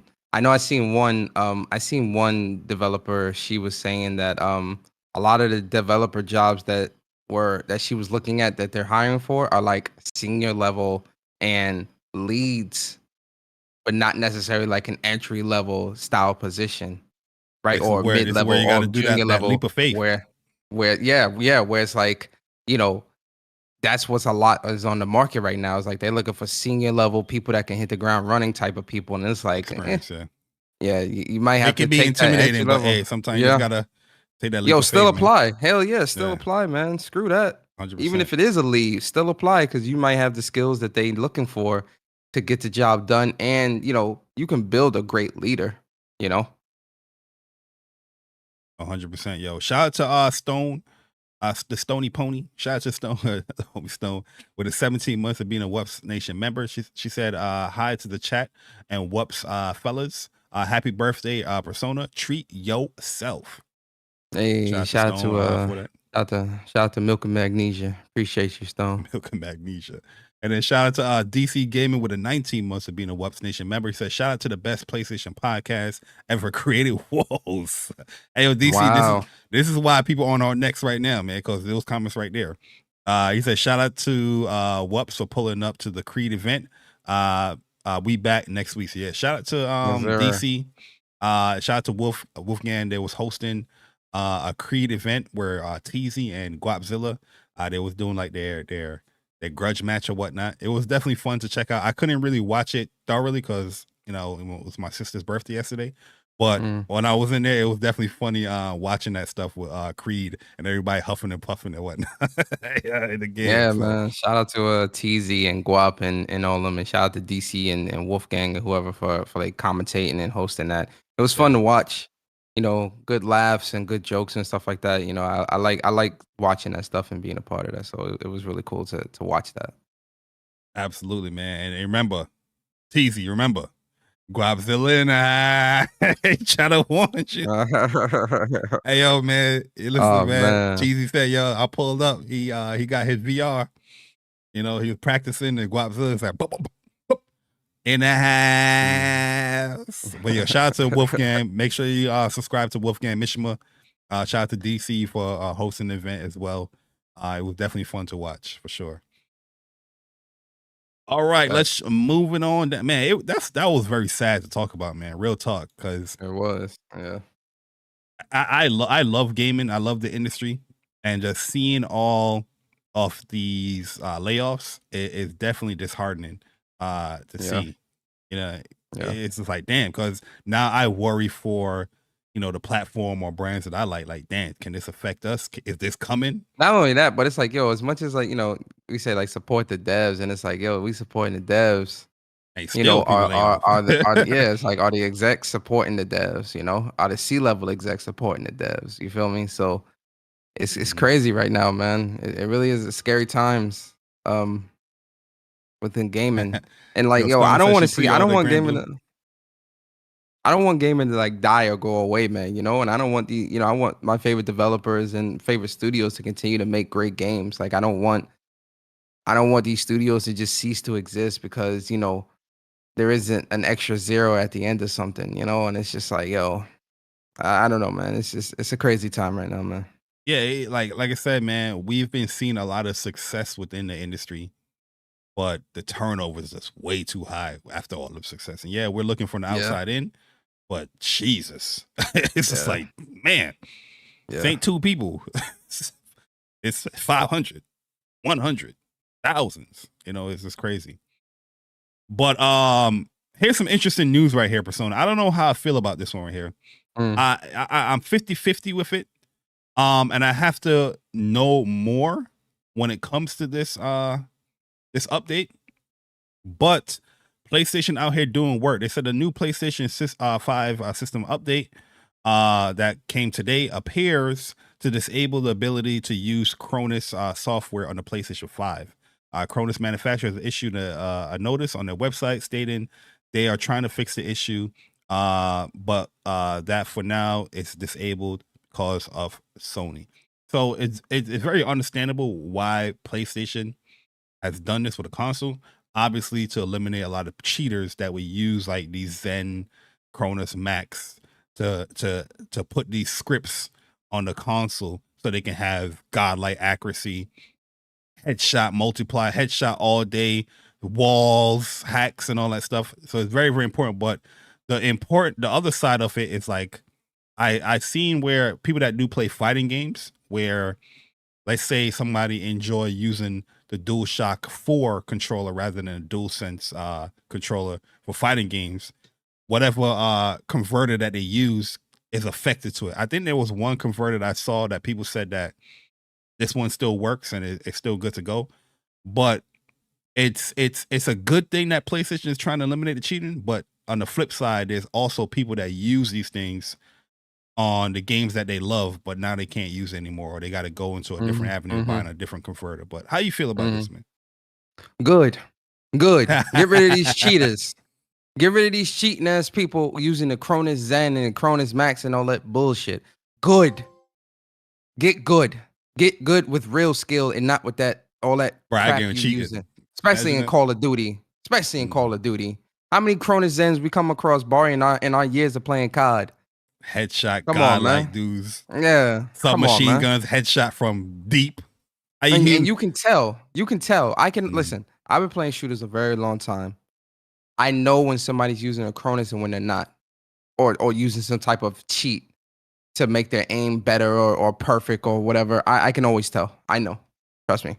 Or there's times where you watch a kill cam, right? And you're behind the wall and they're just like, they locked in on you. It's like, how you know there's no UAV up? You ain't got no advance. You ain't got nothing, but you're tracking. But even if there was a UAV up, the way the camera's tracking me across the thing, come on, perfect. Man. Yeah, it's perfect. It's too perfect. Yep. Yeah, so I get it on that side, and I agree with you 100% on that side. But I definitely see like in the FGC, where it did affect certain people as well. But I don't remember the name of the other one though. I have to bring that up, or if I do get it, I'll put it in the chat after the podcast. But yeah, it's I think it's good, but just be wary that if you do use like one of them converters to say you want to use your Xbox controller or whatnot. Oh, you talking about the Brooks? Yeah, the Brooks converter. Yeah, the Brooks converter. Yeah, some of them is obsolete now because of the update, but man, it was one converter. That part of it sucks. That part of it sucks because the Brooks converters was allowing you to use like even I think PS3 fight sticks and stuff like that on any controller you wanted to use. Yeah, that sucks. But yeah, they packing these cheaters up. Cheating is like on an all-time high, man. It's not just PC, it's consoles as well. Yep. And yeah, it sucks that you are playing a game and you're trying to get good or you're really good, and then you get into the lobbies of your skill level and everybody in that motherfucker cheating. It's just like, yo, everybody. I'm seeing just one or two. I'm seeing people cheating already in Tekken, where they're boosting their rankings. They're looking at the number one ranked player, and they're boosting the person that's doing it was the Victor, and I think it was a Fina fight, and it was like, damn, this is the number one ranked person right now, just cheating his way up to there, and they was tagging Harada to pack him up. It's crazy, oh my God, bro. Nasty. Imagine work. doing all that work just to cheat because you want to get the hot rank number one, just to cheat like that. That's crazy to me, bro. Nasty. But nasty people do work. People do it, man. How is that fun, bro? Like, I don't find fun or joy in that. Like, I find more joy in beating a team or beating a player or something off of something that I know was off of my own skill. Like, undisputably, my skill is what beat this person or made me the best in this or whatever. And like stuff like that is weird to me. How people like people don't, one of the things that upsets me in today's like gaming community, like people don't want to earn nothing. You know, like it feels much better when you earn that, regardless if it's like it's a accomplishment or a goal that, let's say you get to silver rank or something, you earn that. Embrace, you know, instead of just cheating and it's just crazy, man. Like you don't want to earn nothing. You just want to be, everything just have to be given to you. Yo, shout out to Wolf. He's in the chat right there. Wolfgang Mishima is the guy I was talking about that was he had the stream of the Creed that DC was hosting on his channel. So if you guys want to check that out, definitely hit him up and subscribe to the channel. You know, it's just sad to see, man, because it's not just Tekken. It happens in all these fighting games. I remember when Dragon Ball Fighters was like there was, everybody was going for, what's the rank? I think it's like Zen or Xeno, Grand Man. I forgot the name of the rank. Whatever Xeno is, you know, the strongest dude in the Dragon Ball universe. They was trying to get to that, and people was cheating in that, like boosting in that. Like, yo, like you don't want to earn that, bro. Like, damn. So you can brag. You know, you can brag on Twitter like, yo, I earned Xeno rank. Yeah, Xeno rank. Good luck, Chuck. Yo, shout out to my man Chuck. Shout out to Dre. Plus on Block podcast every Sunday, 11:30 a.m. Eastern time. They will be going live this weekend as well. So definitely going to sub up to my bros. Plus on Block. They are in the headline of the channel here on WUPS. You'll see their channel there in the front of the page. But yeah, it's just sad to see that, man. It's sad to see that like people don't want to earn nothing in games. But speaking of fighting games for Sony, this is the last news that we have here before we get into the topic. On the Night in Birth season pass has been updated, where they're talking about the 3 characters coming to the season pass. And the first character they have is Yuzuki, Org, and Izumi. And I saw you and Chuck going back and forth, and I was like, listen, man, let French bread cook, man. These guys put out a very... Stop it. You see how he trying to cut me off? Stop it. You see how he trying to cut me off? Because these guys... You about to cap. Go ahead. I'm letting you finish. These guys put out a very layered and deep mechanic game, and it takes a while for a game with all these system mechanics, move lists and all that stuff to get out these DLC characters. They're not big like Bandai supporting Tekken or NetherRealms being supported by WB. This is a small Arc System, French bread studio, Japanese studio that's putting out their characters, man. Come on, man. Bari, did you have the same energy for DNF Duel? Yeah, I wasn't as aggressive as DNF Duel as Chuck and hey, ask them in the chat. Ask them in the chat. This the same thing, bro. Listen, I get that, but my mans, we're talking a year for 3 characters. Stop it, bruh. Grand Blue Fantasy versus Ryzen just about to drop 2 characters back to back to back, and then April they dropping more. Come on, man. Come on. Not even Street Fighter. If you gonna put out fighting games like this, man, and listen, Uni 2 is a good game. Like, you know, I love the demo or whatever, and it you know, Unel is definitely a great series. But like, bruh, a year for 3 characters? Nah. Now, if it was 5, fine. A year for 3 characters, and the time between the first and the second character is 7 months, 6 months. Hell nah, Bari. Nah. That's crazy.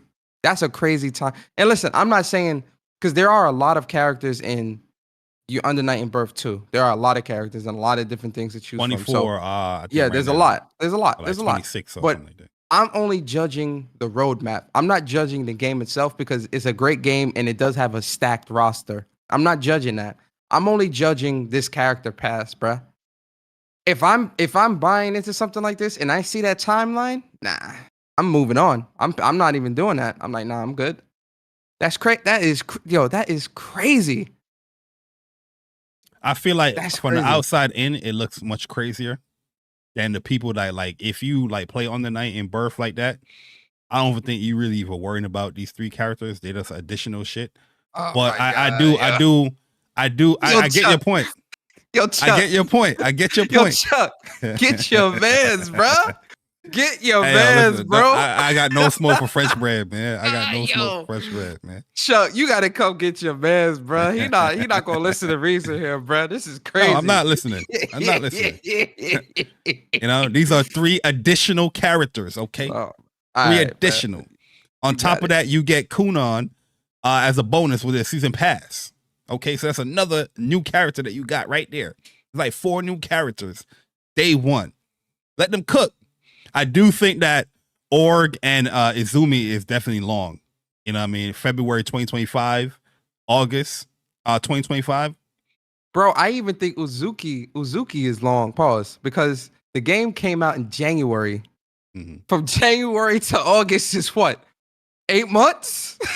Yo, Bari, come on. Bari, if they would have said like April, listen, if the timeline was, all right, Uzuki comes out March, April, and then Org comes out July, because you want to get them in there, pause, before Evo, and then Izumi is November 2024. That's acceptable. Like, all right, cool. I agree. Uzuki is probably most likely going to drop after Evo's over. So it's like, what? And they probably going to show a new trailer there for her anyway to hype it up. Org is February 25th, 24th. And you know how these fighting games are. People, especially with Dragon Ball coming out this year, most likely, or coming out next year or whatever. Ain't nobody thinking about no end of night if birth was Dragon Ball Tenkaichi 4 come. Yo, Bari, they are. I feel like this character pass is doing them a big disservice, because the time between each character is going to have the hype die down more and more and more, get people to come back or new people to come in, especially with all the other fighting games that's most likely going to be releasing within that same time frame. Most likely, again, Dragon Ball Z, and whatever else. That's crazy, bruh. That timeline's crazy to me. That's a crazy timeline.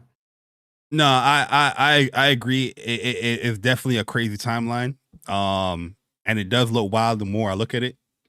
But like I have a soft spot for French bread. So you know what I mean, I am biased when it comes to that. But yeah, it does look, anybody looking outside, and especially with all these fighting games coming out, yeah, I can definitely see a lot of people like, oh damn.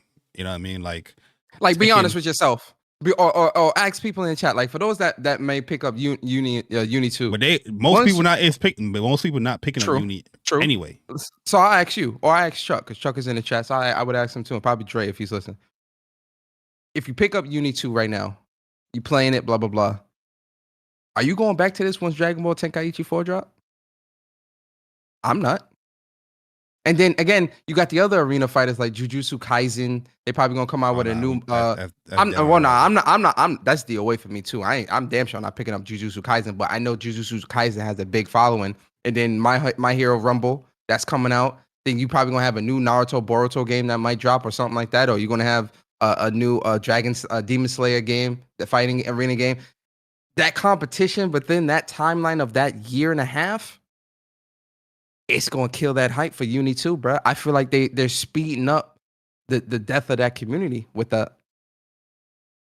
It's still a small community, but yeah, I agree with you. I agree with you 100%. What you're saying, like it definitely looks wild. Like August 2024 to August 2025, but 2 more characters is wild. But hopefully the game can survive, and well, I know it's gonna survive. The people that play survive, that game, yeah, people gonna play that game, but yeah, for sure. Hopefully it has much more success, I would say, than prior releases. And listen, I'm gonna play it too, but it's coming out at a bad time. Like straight up. Like like I already said, like when it came to Tekken, when it came to Uni, I bought the games, but I know I wasn't gonna put no time into it. That's due to the release date of the games. But after everything that I really, really want to play, I played. You know what I mean? Then I'll play it some more or whatnot. But I'll still be practicing and training and, you know, matches here and there. I'm just not going to go in like I'm playing like how I'm doing Ryzen. You know what I mean? But Yo, big shout out to G. Oh, go ahead. You got it. Go ahead. You see it? No, go ahead. You already did. Yo, big shout out to Gian the Don gifting 5 WUPS Nation memberships. Big shout out to my boy, man. So shout out to the new members, man. Brian East, Mac the Stampede, Jack K, Gian the Don, Nix. Shout out to y'all, man, becoming members on the channel, man. WUPS Nation members. Appreciate y'all. Definitely spam up the emotes in the chat. Yes, for the new members in the chat, man. We appreciate it, Gian. Yo, that's crazy. Gian gifted 5 subs and he became a member in the gifted subs. Yeah, that's wild. But yo, guys, if you made it this far in the show, here are your trophies.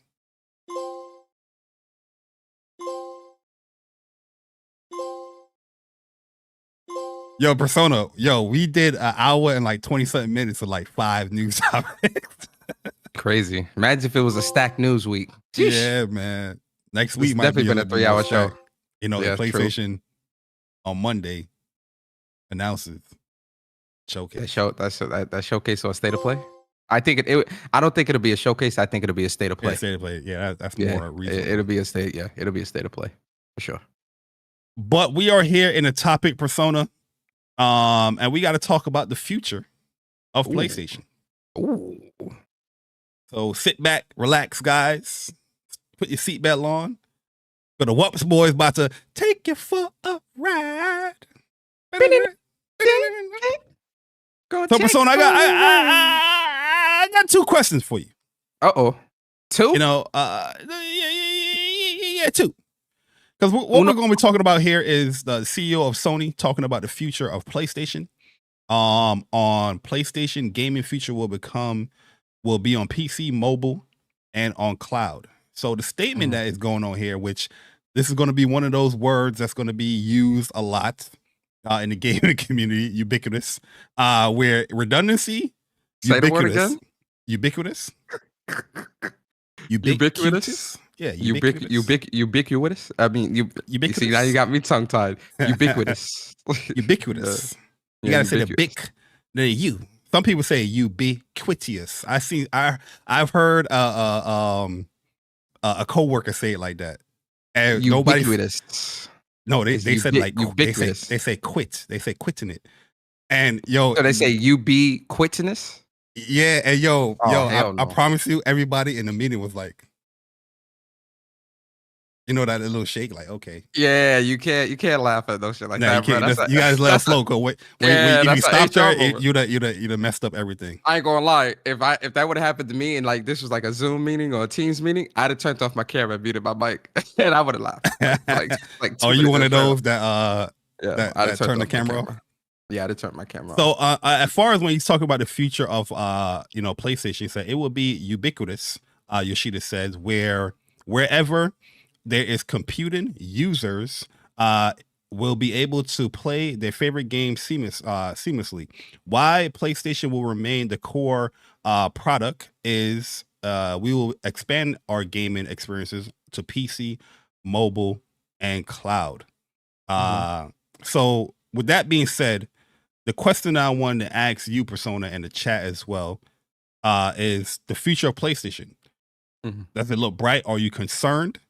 And are we, the PlayStation core members, like they're saying here in this article, are we really benefiting from these decisions that PlayStation is making?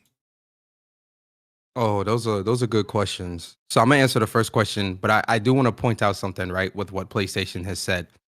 What PlayStation is currently saying is nothing new, right? Because when you go back to been going on for like a couple of years now. I mean, generations, right? Listen, PlayStation has always had their hand in PC and mobile. Going back to the PlayStation 3 generation, when you look at Daybreak Games, which used to be SIE Online, where they had Planetside 2, they were supporting DC Universe Online, which was both PC and PlayStation. They were supporting, I forgot there's another game I'm forgetting that was under Daybreak as well. But those were on PC and PlayStation simultaneously. Then when you look at the mobile side, what's it called? Grand Order. Fate, you're talking about Fate Order. Yeah, Fate Order, which is a PlayStation game on PC. I mean, on mobile. And there's another game that's from PlayStation that's on mobile as well. I forgot the name of it, but PlayStation has always kind of dibbled and dabbled in those areas, like for generations. And then when you look at PlayStation 4 generation with Gaikai and what that originally was with PlayStation Now, they dabbled in mobile too with like the Nat game, the Uncharted Runner. Uncharted Runner and stuff like that. Yeah, so they were always doing that and dabbling in that. But if you look at the PlayStation 4 generation, when they bought Gaikai and they brought the cloud streaming service at the start of the PlayStation 4 generation, and they put originally PlayStation Now, and again, this is a PlayStation podcast where we talk about all things PlayStation, but I just want to put in a little pivot. It's always funny to kind of see how people are trying to say that, Microsoft's kind of leading the charge when it comes to that cloud stuff, when PlayStation really was there first and kind of just scaled it back to refine it. But going back to what PlayStation have done, originally PlayStation Now was available on TVs and PC, on Blu-ray players too, and Blu-ray players and all that stuff. It was available on everything, right? But again, the way it was set up and how you had to buy every game or subscribe individually to every game and all that stuff, the model and what they were doing just did not fit and was not working, which is why they pulled it back. But PlayStation has always been dabbling in those areas to get their games on more places. The thing for me with what he's saying here that really, I'm not calling it a sigh of relief, but I'm glad that he's openly saying this to both the investors in the community, is that PlayStation is going to be still the priority, but they are going to dabble in these other areas. That's the thing that, for me, as somebody that, has been playing on PlayStation for years and years and years, that's the thing that I'm kind of like looking at, like, all right, well, if you're dabbling in these other areas, are PlayStation and PlayStation fans still going to be the priority when it comes to the games that you're making and the effort that you're putting into that console side of things?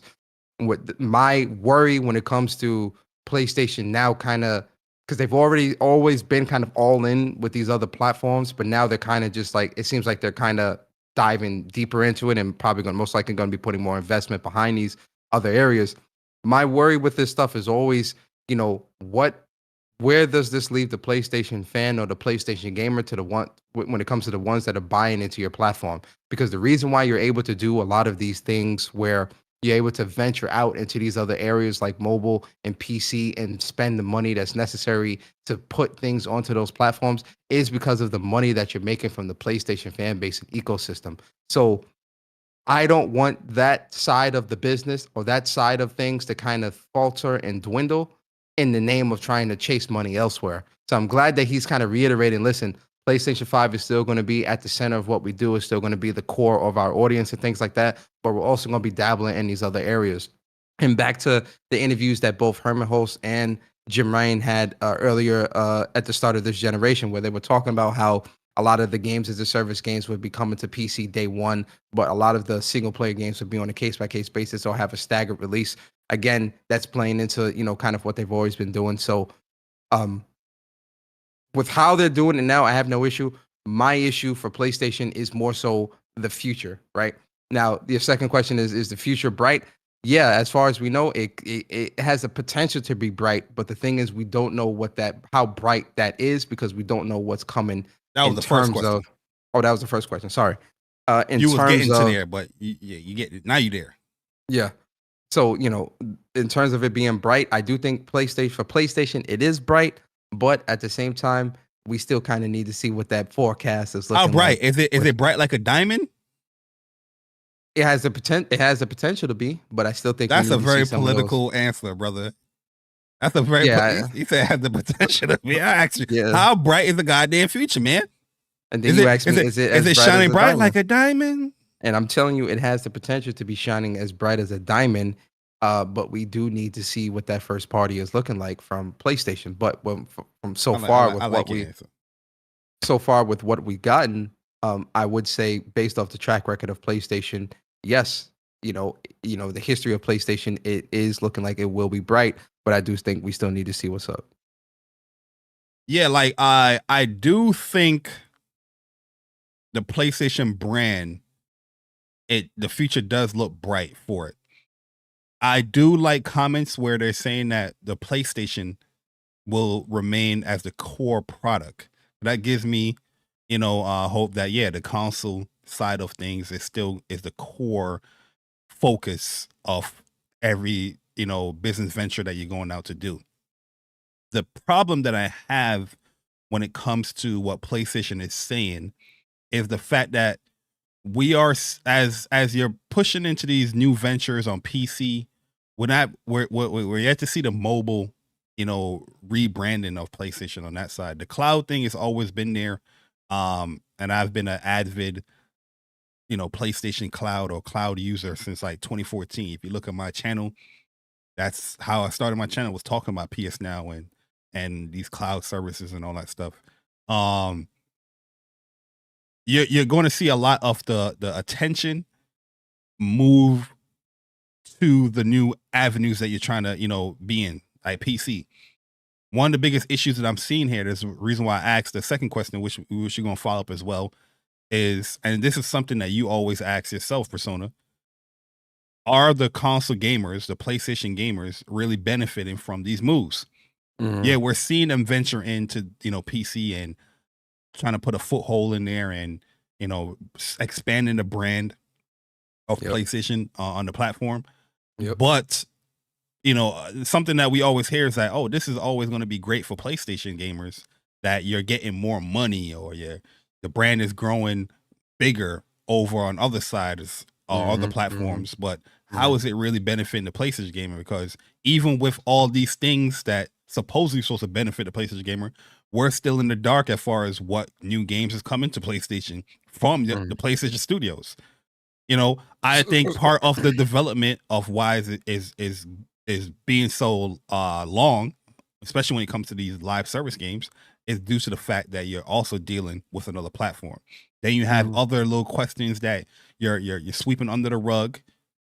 A simple, conversation or acknowledgement, I think needs to be had when it comes to PlayStation Plus and how you're using that when it comes to the live service games and the live service games on PC, and how it doesn't require anything, which that's just a platform thing.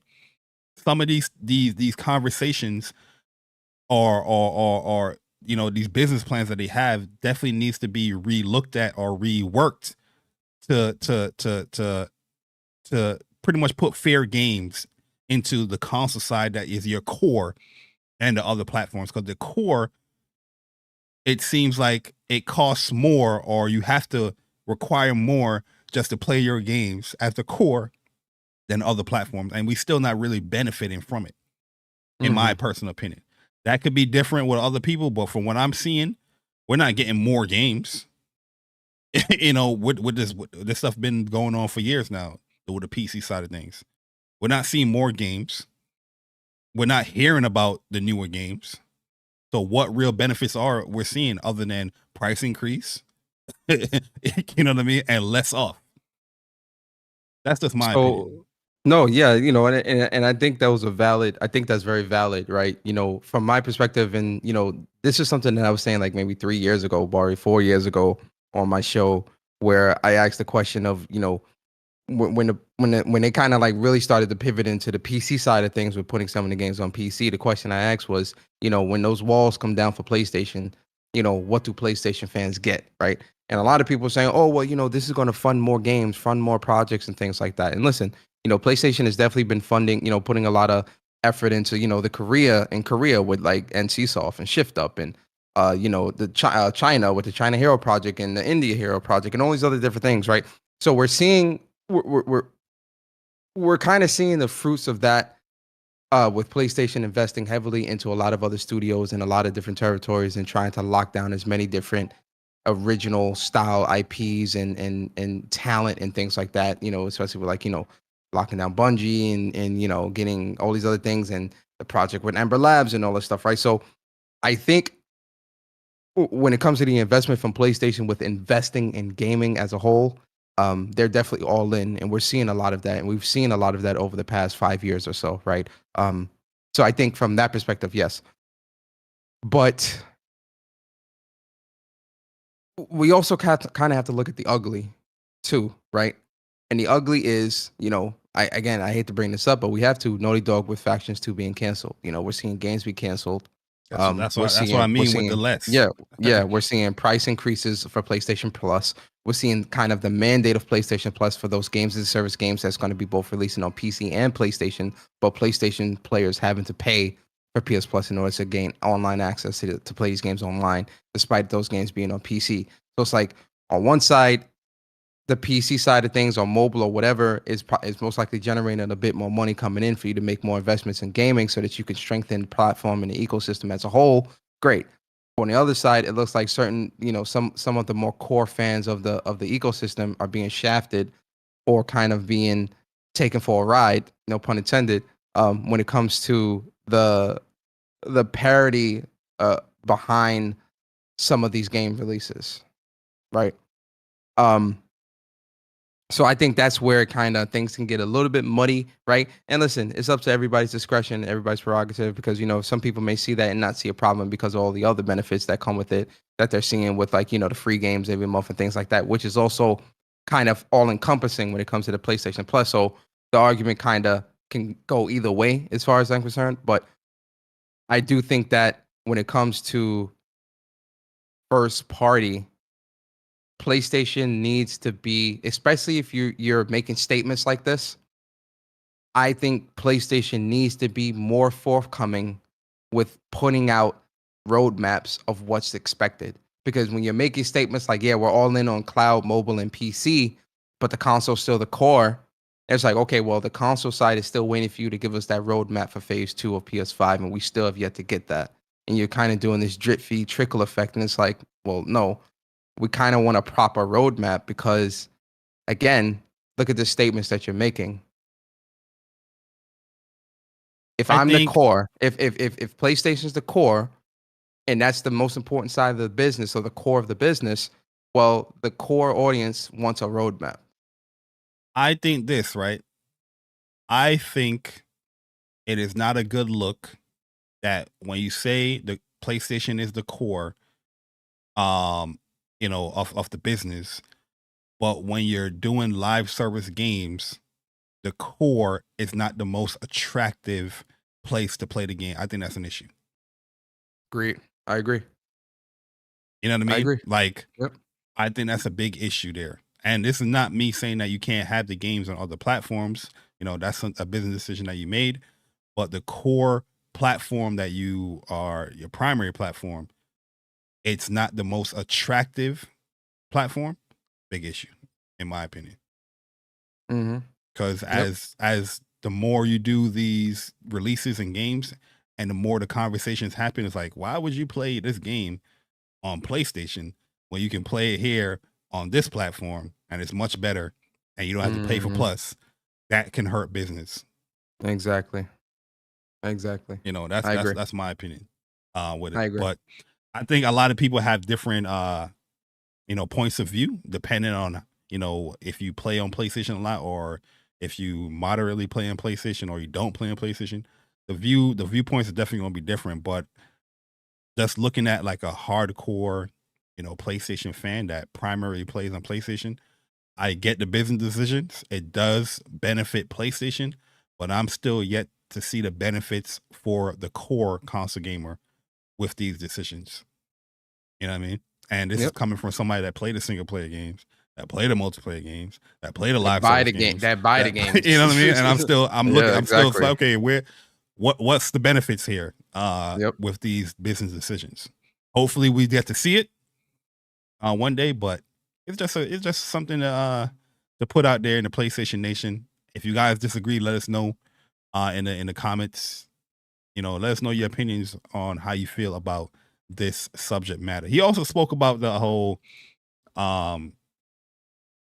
subscription service thing, but that's something that we spoke about many times that's like here. Beating a dead horse. Like we knew that and we understand why PlayStation can't do things that other platforms can do when it comes to subscription, because this is their main monetary gain or value here when it comes to those games.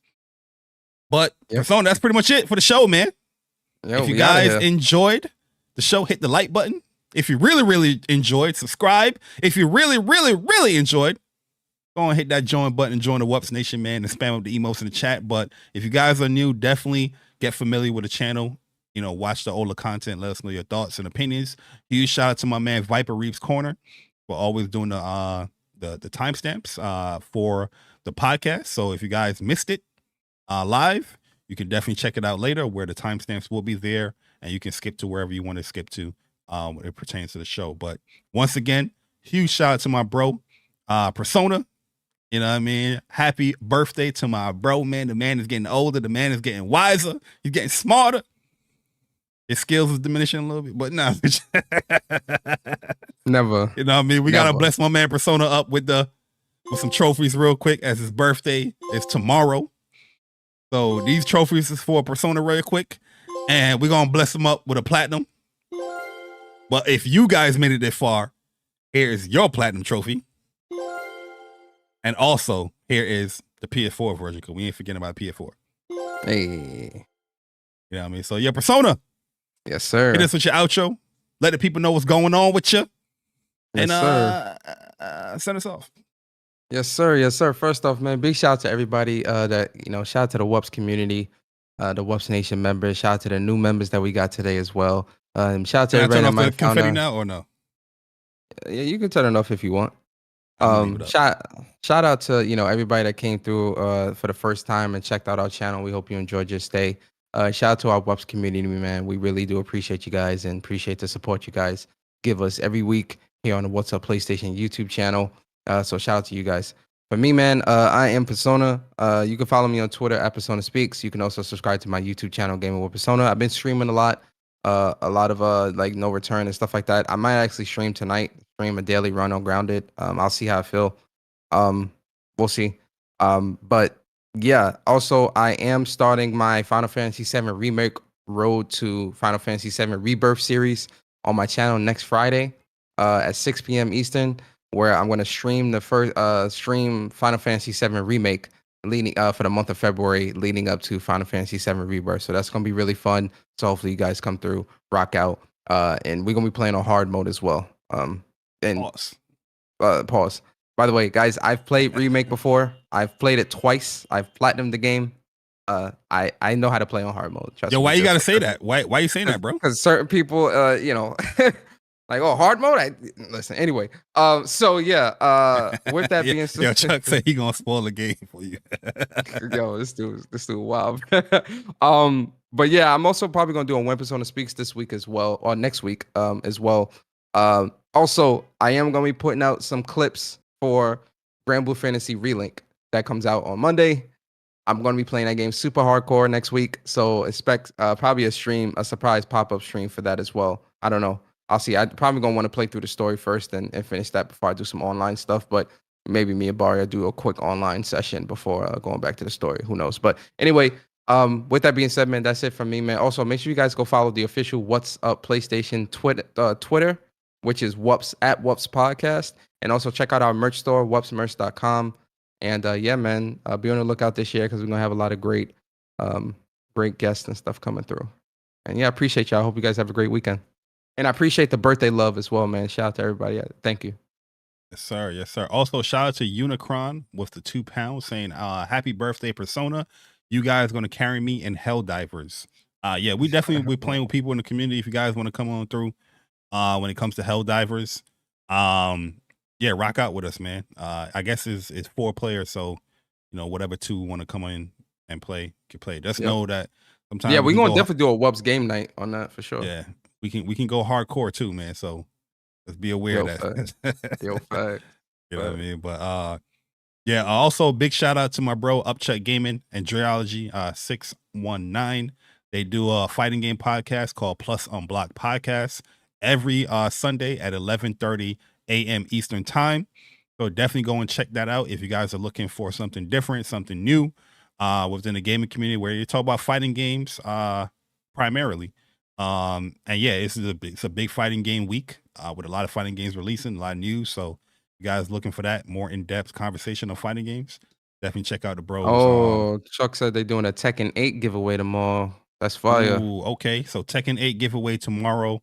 So definitely go and check them out tomorrow, 11:30 a.m. Eastern time.